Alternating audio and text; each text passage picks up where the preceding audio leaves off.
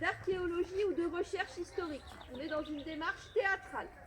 Par contre, les codes de la période 1900 et notamment de la période des guinguettes sont marqués avec les canotiers, les chapeaux de paille, également tout ce qui va être chemise et blouse blanche et jupe large dans l'esprit de la guinguette.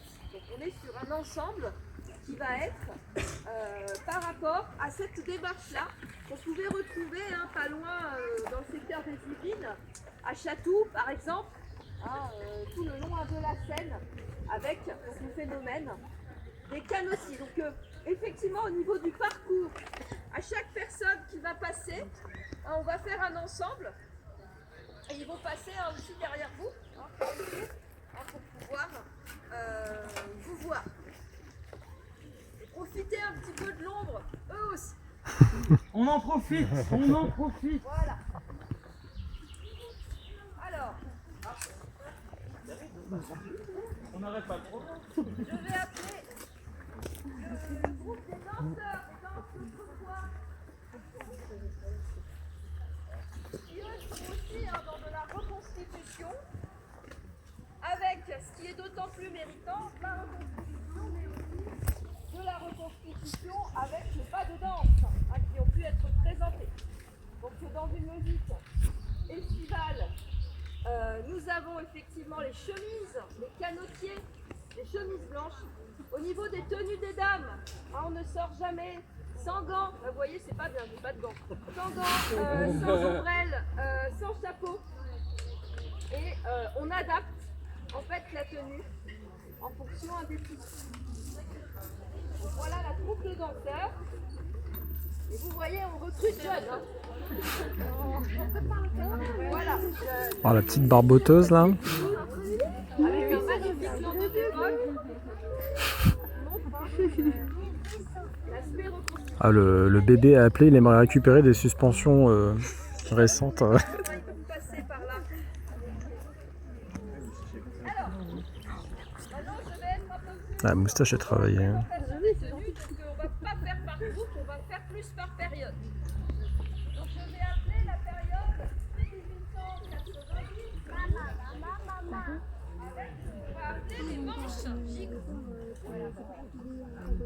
Donc on est sur la période de la belle époque à la veille du début du XXe siècle, avec effectivement ces fameuses manches bouffantes qui sont mises en place par le couturier Bort. Il y a une exposition sur Bort en ce moment au Petit Palais, n'hésitez pas à aller la voir, avec toutefois les mêmes codes qu'on pouvait avoir pour les codes de la journée: chapeau, veste, chemise, jupe trompette et également gants et bien sûr ombrelle, puisqu'on va protéger son teint. Alors, On va essayer de garder le teint frais, blanc. On n'est pas dans la mode du bronzage du tout à cette époque-là, et on est dans des tenues de journée et d'après-midi. Je ne vous laisse pas cuire plus longtemps, vous pouvez avancer. C'est normal, il n'y a pas de souci. Alors, j'appelle la deuxième duo. On va y aller par deux.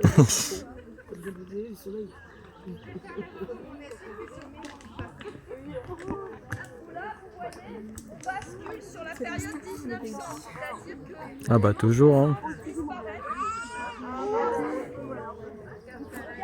Oh, vous inquiétez pas. Les femmes peuvent aussi porter des canotiers comme les hommes. Et on va avoir des jupes qui ont une caractéristique qu'on appelle la jupe trompette. La voix de sa mère. Bonjour monsieur. Oh non.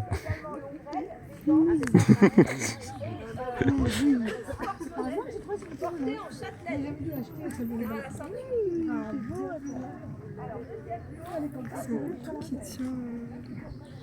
Ah oui.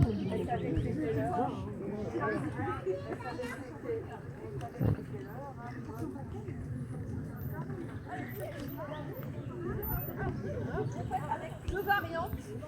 On a la variante lourde avec le chapeau, on a une variante plutôt choix avec une coiffure en plume. Voilà. Alors là, c'est pas un duo qui arrive, c'est un trio.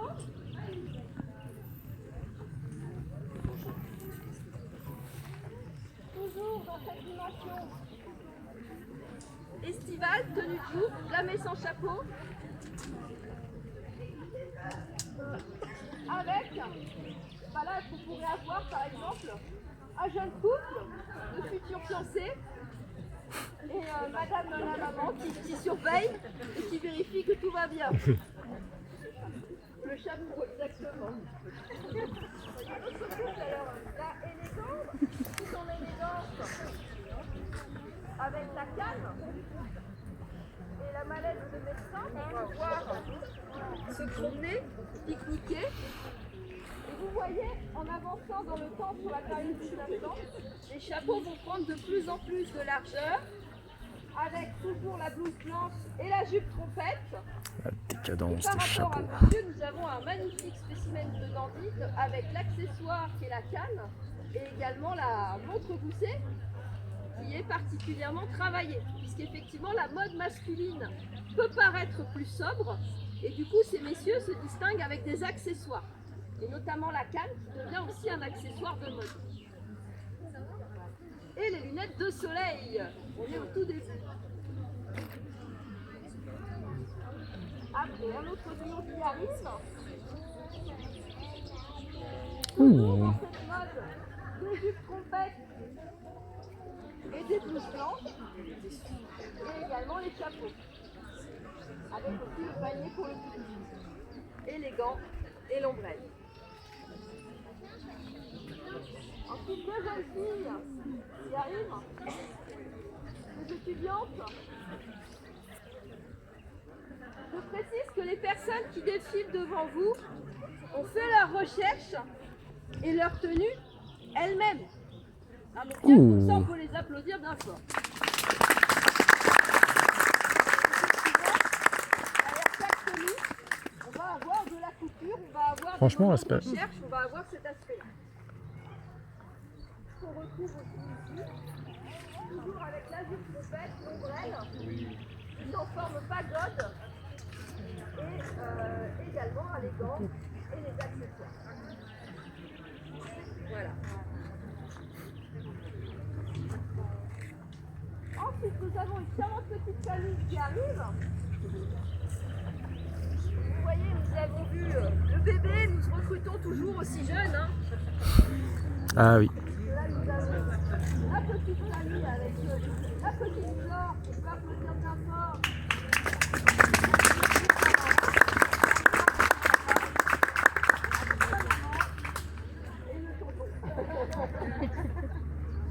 Et donc pareil pour aller pique-niquer et se promener dans les jardins.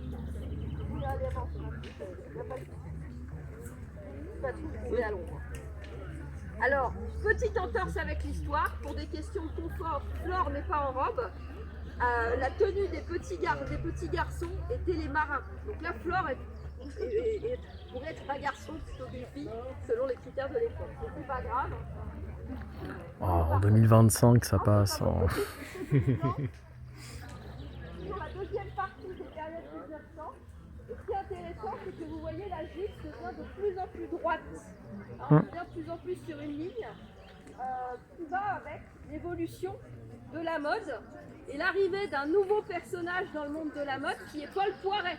Donc, il y a une exposition aussi aux arts décoratifs qui vient de se lancer. Si vous avez l'occasion, allez-y, hein, parce qu'il y a de très belles choses.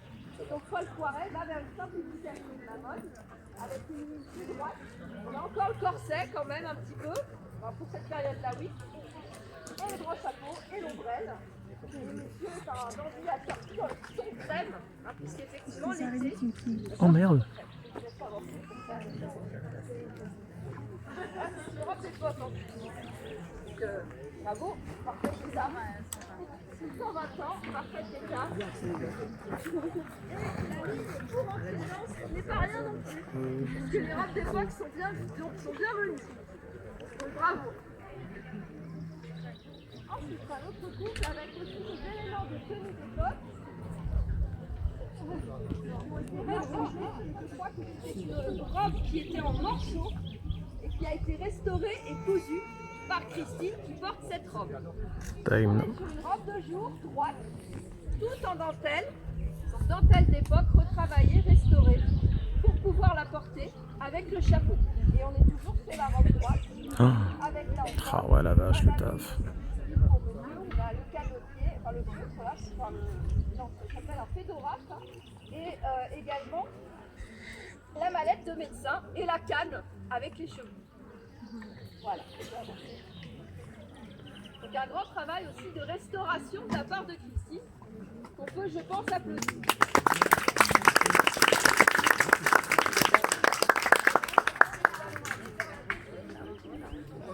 De la période 1910, avec d'abord une tenue de journée blanche, on est encore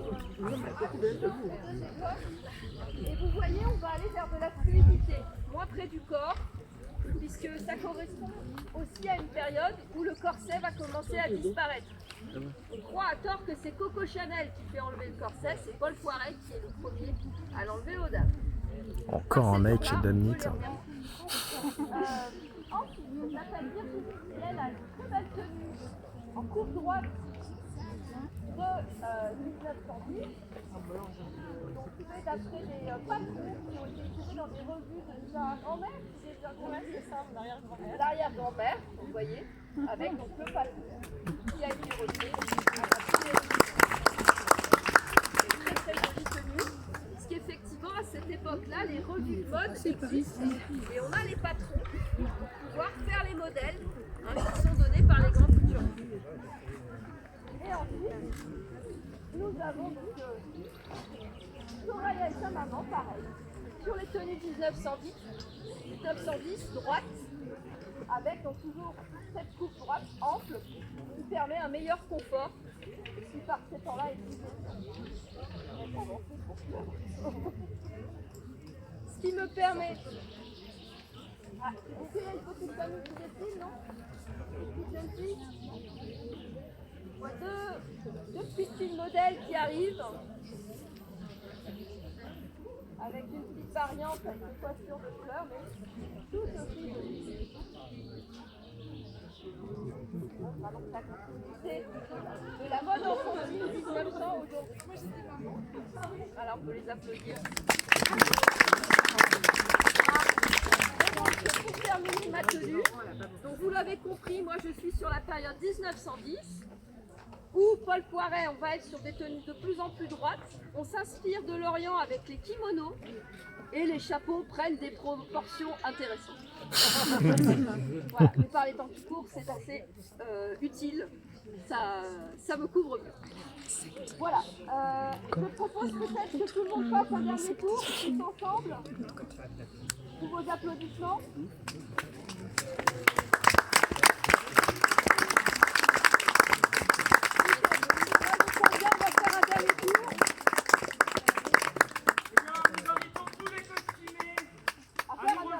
Pour une dernière, un tableau de groupe. Alors, un dernier tour. Et si vous voulez nous prendre en photo, on va se mettre à l'ombre par là. Ah, pas en plein cagnard. Oh. Non, c'était pas mal peut-être. Alors vite. Ou alors effectivement, tu as raison. Oui, non, Ouais. Et il est resté 2 minutes au seuil, il a fait ouais non.